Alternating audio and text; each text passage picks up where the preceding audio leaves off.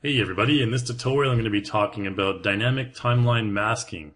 So essentially showing you how certain things can disappear and reappear at certain points in the timeline, how you can mask them out.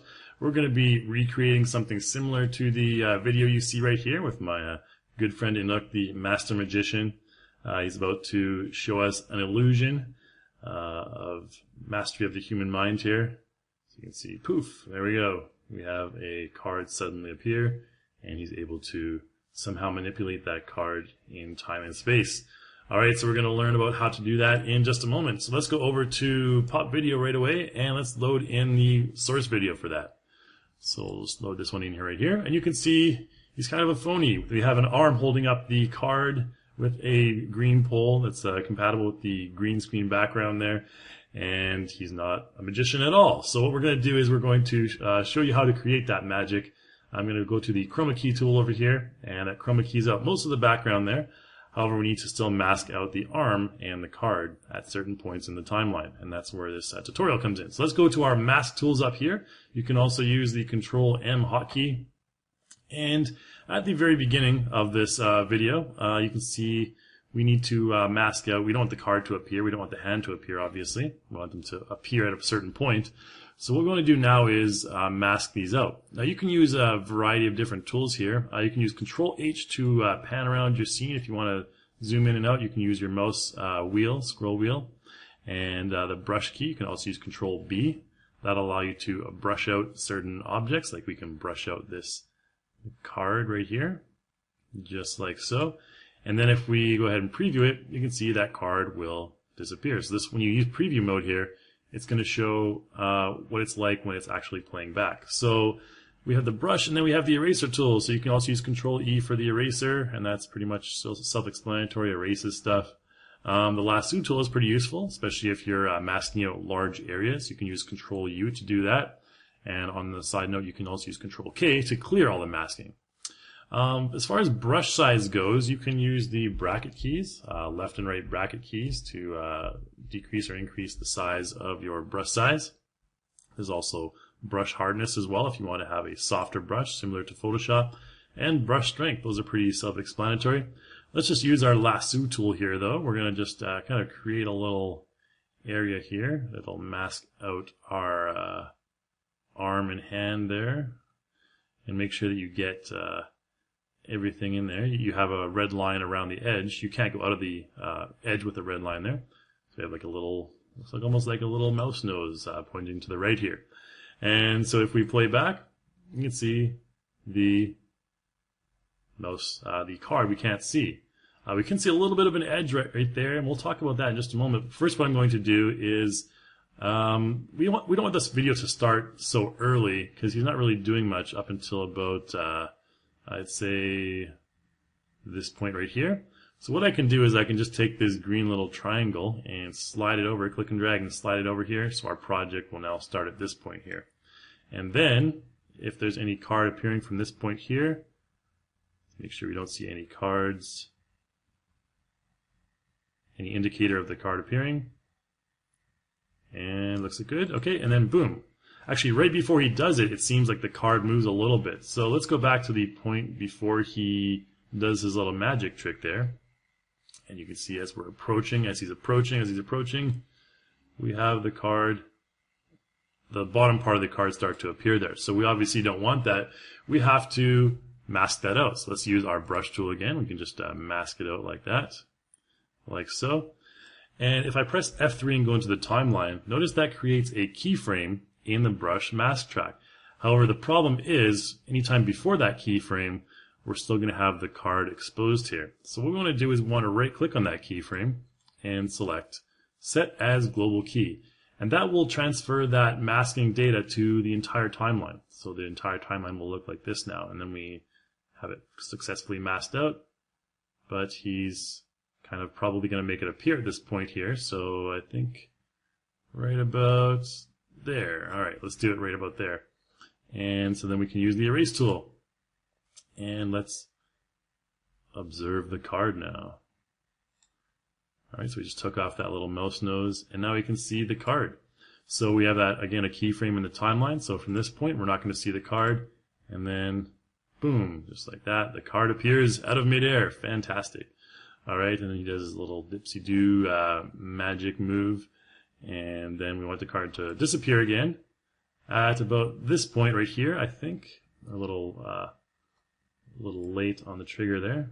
I think about maybe about right here. We want the card to disappear once again. So let's go ahead and do that same masking. Just like this. There we go. Recreate our little mouse nose there with a little mouth there as well. And then if we play back, boom, there you go, all done. And the card has disappeared. So let's play through that one more time just to see the results there. So here he is, getting warmed up, nothing up the sleeves. We don't see any indicators of the card at this point. And bam, there's our card. And he'll do his little toying back and forth until this keyframe right here, when the card will disappear one more time. Boom, just like that, and complete. All right, he's looking pretty cool there. All right, anyway, so that's how you can make things appear and disappear in the timeline by using dynamic timeline masking. Let's take a look at one more example here. I'm going to start a new project. In this example, we're going to talk about zooming in and out. So let's go to this camera zoom video right here. So very similar. You can see our female heroine right here is looking not impressed. And we can actually skip a bunch of this as well. I think up until about this point right here is when she's begins to talk. So let's just use this again, project slider, and move it all the way up to here. And then what's going to happen is the camera is actually going to zoom out. And it's going to zoom out to a point where we don't have any more green screen. So you can see right here, obviously what we're going to want to do is we're going to want to mask out the areas around the green screen. So let's just wait until it stops here. That's the extent of the zoom out there. And let's go to chroma key, and that should get rid of most of the stuff. All we need to worry about is this checkered background for now. And I'm going to go to the masking tools. So this is the way I like to do it. If you have a zoom out situation like this, go to the extent of your zoom out, where your zoom out is completed, and then you can mask out the area that you need to mask out. Actually, in this case, it might be a better idea to use the lasso tool. So let's go ahead and do that. Let's lasso this area over here, just like that. There we go. And then we can do the top as well. I hope that caught on there. There we go. Move the mask tools out of the way. And finally one over here as well. And so what that's going to do is that's going to mask out the entire area right there. If we preview it, you can see, boom. All right, and we've created that keyframe right there. However, this is a gradual zoom in, so we're going to see points where, obviously the zoom in isn't working too well. So what I'm going to do first, though, is I'm going to right-click on that keyframe, and I'm going to set as global key, just to make that that masking effective for the entire timeline. And let's go back to frame 1 by pressing the stop key there. And basically the only thing that we need to fix at frame 1 is we need to kind of reveal her head there a little bit. So let's use the erase tool and let's do that. Let's just create a little dome there. We can see her head. There we go. That should make her head appear. Okay, just give us a bit more space to work with there.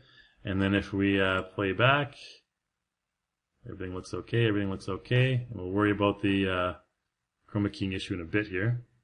So it's only about till this frame here, maybe about frame 350, where the background starts to appear. So let's just go ahead and mask out as close as we can to her head, because it's only going to be zooming out from this point on. So there we go. Make sure we mask that out. That's a keyframe right there. So you should not see anything up here until a little bit later. And about there, that was about frame 480, I believe. No, earlier than that, 465. And I think at this point here, we've pretty much reached the extent of our zoom out, so we can actually just make a horizontal line across here now. And then from this point on, we shouldn't see that area. Alright, so everything's looking fine and dandy. We can, obviously fix a little bit of the chroma key issue. If we go to chroma key and let's just use our matte white slider here just to kind of take our halo correction down here just to restore the original color. And I think that's looking okay. Maybe take the mask down a little bit, take the blur up a little bit. There we go. Alright, so that's at frame 1, so that's at the first frame of our project, so that'll be effective for the rest of the entire project. Let's play back. Alright, so we have her talking about something. You can just imagine in your own head what she's talking about. And zooming out, even though our green screen is too small, we effectively have a perfectly dynamically masked project right there. Alright, so that's how you can use dynamic masking in a zoom out scenario as well. And that's about it for this tutorial, guys. Just wanted to show you how you can, add different keyframes in the timeline using the brush mask tool. Again, there's lots of different scenarios that you can use this in. These are just a couple of them. But hopefully you learned a lot, and that's about it. So make sure you check out our forums at forum.reallusion.com, and check out our other popVideo tutorials as well, and I'll see you next time.